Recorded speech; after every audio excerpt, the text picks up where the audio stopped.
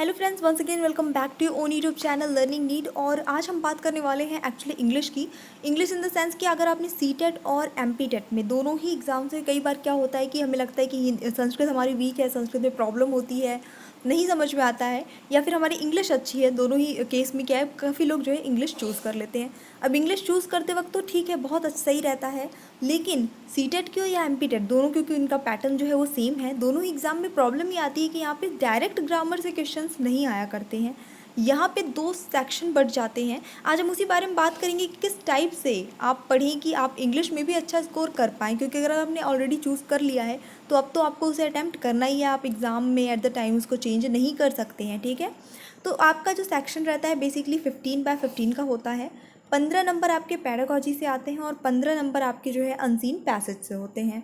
अब इसको हम कैसे कवर करें, कैसे इसको समझा जा सकता है, कम टाइम में इसको प्रिपेयर किया जा सकता है, तो एक्चुअली आपने ऑलरेडी प्रिपेयर कर रखा है।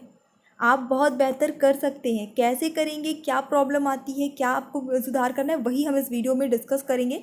तो वीडियो को एंड तक ज़रूर देखिएगा। अगर आपने सी टेट या एम पी टेट में इंग्लिश ली है तो, वैसे मैं ये कभी नहीं बोलती कि एंड तक देखिएगा, लेकिन आज क्योंकि कुछ यूज़फुल बताने वाली हूँ और वैसे भी आप जानेंगे तो आपके ही काम आएगा। तो फर्स्ट थिंग तो ये है कि पैडागॉजी सेक्शन की हम बात पहले कर लेते हैं। 15 मार्क्स का जो आपका पैडागॉजी आता है वो, अब देखिए, भाषा शिक्षण, इंग्लिश पैडागॉजी या लैंग्वेज पैडागॉजी मतलब भाषा शिक्षण, आपने ऑलरेडी पढ़ रखा है उसको। हिंदी में तो पढ़ा ही है कि आपने फर्स्ट लैंग्वेज तो हिंदी ली होगी, ज़्यादातर लोग फर्स्ट लैंग्वेज हिंदी ही लेते हैं, या सेकंड हिंदी ली होगी। कोई तो एक लैंग्वेज आपने हिंदी या संस्कृत या कोई सी एक लैंग्वेज ली होगी, उसकी पैडागॉजी आपने ऑलरेडी पढ़ रखी है। सब कुछ हिंदी से आपने पढ़ रखा है और वो उसमें आप अच्छा कर भी लेते हैं, कर लेते हैं। फॉर एग्जाम्पल 90% लोग जो है वो हिंदी पैडागॉजी अच्छी कर लेते हैं, कॉमन सी बात है। अब बात करते हैं इंग्लिश की, तो इंग्लिश में कुछ भी नहीं है, चीज़ें वही रहेंगी, प्रश्न भी वही रहते हैं, सब कुछ वही रहता है। अभी मैं आपको एक दो प्रश्न दिखाऊंगी इंस्टेंस के रूप में, तो आपको समझ में आएगी ये चीज़ें। लेकिन फंसते कहाँ पर है, क्योंकि टर्मिनोलॉजीज़ नहीं पता रहती हैं।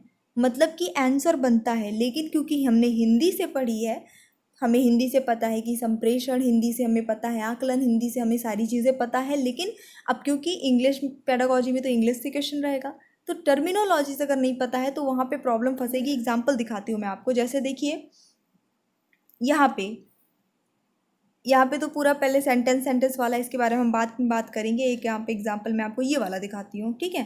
The most important feature of an effective language classroom is opportunity for learners to. अब क्वेश्चन वही है जो आपने हिंदी पेडागॉजी में, मैंने खुद भी न जाने कितनी बार कराया है ये प्रश्न, कि एक अच्छी प्रभावशाली भाषा कक्षा जो है वो, उसका सबसे मतलब प्रमुख विशेषता क्या होती है, सबसे मुख्य विशेषता क्या होगी, जब छात्रों को क्या मिले, किस चीज़ के अवसर प्रदान किए जाएं। तो हम हिंदी में बहुत अच्छे से जानते हैं कि वार्तालाप, अधिक से अधिक भाषा प्रयोग के अवसर प्रदान किए जाए, बातचीत करने के अवसर प्रदान किए जाए।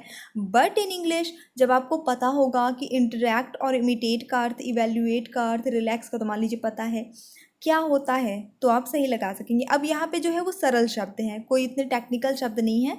अगर आप इंग्लिश चूज़ किए तो जाहिर सी बात है कि छोटे मोटे वर्ड्स की इंग्लिश आपको मतलब हिंदी आपको आती है, कर लेंगे। पर यही क्वेश्चन नहीं आएगा, और भी कुछ क्वेश्चंस रहते हैं, इससे टफ लेवल के क्वेश्चंस रहते हैं, उनमें थोड़े डिफ़िकल्ट टेक्निकल वर्ड्स रहते हैं। तो बनता है आंसर इसका, लेकिन अगर ये वर्ड्स की मीनिंग नहीं पता है तो आपका रॉन्ग हो जाएगा। तो सबसे पहले सबसे क्या इंपॉर्टेंट है कि जितने भी पैडागॉजी में आने वाले शब्द होते हैं, इस पर्टिकुलर सब्जेक्ट से रिलेटेड शब्द जो होते हैं, उनको आपको हिंदी के साथ साथ इंग्लिश में भी पता होना चाहिए। जैसे अनुकरण को हम क्या बोलते हैं, हिंदी में आपको ने पढ़ा है अनुकरण करना, इंग्लिश में उसको हम इमिटेट कहते हैं, ठीक है। तो आपको पता होना चाहिए कि अनुकरण को इंग्लिश में इमिटेट कहते हैं। तो पहले तो आपकी 50% पैडागॉजी तो आपसे बन ऐसे ही बन जाएगी। उसके बाद आते हैं जैसे ये लॉन्ग क्वेश्चंस होते हैं, तो लॉन्ग क्वेश्चन इतने ज़्यादा डिफ़िकल्ट नहीं होते हैं, क्योंकि जैसे क्वेश्चन पूछ लिया है उसके बाद पूरा डिटेल में इसने इंग्लिश बताई रही होती है, जिसमें कि आप अगर टूटी फूटी भी इंग्लिश अगर आपको आती है, थोड़ा बहुत भी आप इस लैंग्वेज को समझ सकते हैं, तो आप इसको ईजिली कर लेंगे। पूरी तरह से ये आपने जो पैडागॉजी पढ़ी है वही है। अंतर, अब इसमें अंतर भी क्या रहता है ये भी हम थोड़ा सा देखेंगे। डिफरेंस इसमें रहेगा फर्स्ट लैंग्वेज और सेकंड लैंग्वेज का। जैसे कि अगर आपने हिंदी भाषा एक प्रथम भाषा लैंग्वेज के रूप में पढ़ी है, फर्स्ट लैंग्वेज के रूप में पढ़ी है, और यहाँ पे इंग्लिश का एग्जाम आप एज अ सेकंड लैंग्वेज देख रहे हैं, तो उसके लिए सिर्फ एक चैप्टर है जो मैंने अलग से पढ़ाया है कि पहली भाषा सीखने के जो चरण होते हैं वो क्या होते हैं और दूसरी भाषा सीखने के चरण क्या होते हैं। अलग से मैंने थ्योरी पढ़ाई है, शिक्षण बाल विकास मनोविज्ञान वाली प्लेलिस्ट में मिलेगा। तो बस एक ही डिफरेंस होता है, वही बस समझना है, बाकी सब कुछ यानी कि 90% सब कुछ सेम रहेगा। लैंग्वेज बनेगी तो बन जाएगा। तो ये 15 नंबर तो हमारे कन्फर्म हो गए। 15 में मतलब 2 दिन कट भी गए तो भी काफ़ी नंबर कन्फर्म हो गए, है ना। अब जो हमारा 15 नंबर का पोर्शन रहता है वो रहता है अनसीन पैसेज का। उसमें सबको प्रॉब्लम उसमें क्या होती है, पहली बात, आप कितनी भी प्रैक्टिस करके जाइएगा, आप कितने भी प्रीवियस ईयर के पेपर सॉल्व करके जाइएगा, ये अनसीन पैसेज रिपीट नहीं होने वाले। आप जो भी पढ़ के जा रहे हैं वही अनसीन पैसेज कभी भी मतलब कभी भी नहीं आने वाला है, क्योंकि कमी नहीं है। इतनी सारी स्टोरीज, एसेज, दुनिया भर की पोएम्स हैं, तो क्यों सीबीएसई बार बार वही चीज़ रिपीट करेगा, है ना। पैडागॉजी में रिपीट हो जाता है चीज़ें, लैंग्वेज थोड़ी बदल के चीज़ें, कॉन्सेप्ट वही आ जाता है। बट अनसीन पैसेज में रिपीटेशन नहीं होगा, इस चीज़ का बहुत आपको ध्यान रखना है। कितनी भी प्रैक्टिस करके जाइए, तो रट्टा मारने वाला यहाँ पे काम, ये ज़्यादा से ज़्यादा सॉल्व करने वाला काम यहाँ पे फिलहाल पेपर सॉल्व करने वाला नहीं वर्क करेगा। तो फिर क्या करें, चलिए मैं आपको दिखाती हूँ। पहले तो जो अनसीन पैसेज आते हैं वो बहुत लॉन्ग लॉन्ग होते हैं। पेपर 2 अगर आप दे रहे हैं तो दोनों ही आपके पैसेज आएंगे नॉर्मली, जिसको हम गद्य कहते हैं उस टाइप के आएंगे। अगर आप पेपर 1 दे रहे हैं तो इस टाइप की पोयम भी आएगी। अगर आप एक टीचर हैं और आप चैप्टर पढ़ के बच्चों को क्वेश्चन आंसर सॉल्व कराते रहे हैं या कराए हैं, या करा लीजिए, प्रैक्टिस हो जाएगी थोड़ी, तब तो आपको पैसेज बन जाता है। लेकिन प्रॉब्लम कहाँ आती है, पोयम में आती है, क्योंकि पोयम सॉल्व करना इजी नहीं होता है। पेपर 1 वालों के लिए कह रही हूँ, पेपर 2 में पोयम नहीं आती है, बेसिकली 1 में आती, आ सकती है, ऐसा नहीं है, कोई सा लिखा नहीं रहता है कि नहीं आएगी, लेकिन आती नहीं है, ठीक है। पेपर 1 को भी प्रॉब्लम है, क्योंकि पोयम में क्या है, भाव छुपा होता है। जो शब्द आंसर में है वो शब्द आपको पूरे पोयम में कहीं मिलेगा ही नहीं। और यही रीज़न है कि बहुत अच्छे अच्छे इंग्लिश टीचर पोयम जो है 7th 8th क्लास के बच्चों को उसके क्वेश्चन आंसर नहीं करा पाते हैं। ये एक बड़ा कारण है। चलिए मैं एग्जाम्पल दिखाती हूँ आपको। यहाँ पे एक क्वेश्चन है, it is a land of poverty because, ये जो है गरीबी का लैंड है, मतलब भूमि है, क्योंकि। अब हमने ढूंढ लिया यहाँ पे ये वर्ड दिया है, it is a land of poverty दिया है। अब लेकिन हम इसके आगे पीछे कहीं भी कुछ भी देख रहे हैं तो वो चीज़ हमें नहीं दिखेगी जो इसका आंसर है। इसका आंसर है option number B, children are treated cruelly. तो अगर आप पैसेज गद्यांश या पद्यांश सिर्फ इसी तरह से सॉल्व करते हैं कि जो शब्द है वही हमें मिल गया, कहीं पे हमें क्रूअली लिखा मिल जाएगा तो यही आंसर हो जाएगा, या कहीं हमें फील्ड लिखा मिल जाएगा तो वो ये वाला हो जाएगा, ऐसे अगर आप सॉल्व करते हैं तो आपका 101% गलत होगा आंसर। समझिए, भाव समझना है। कहीं पर भी आपको ये वर्ड नहीं मिलेगा कि चिल्ड्रन को क्रूडली ट्रीट किया जाता है पूरे पोयम में।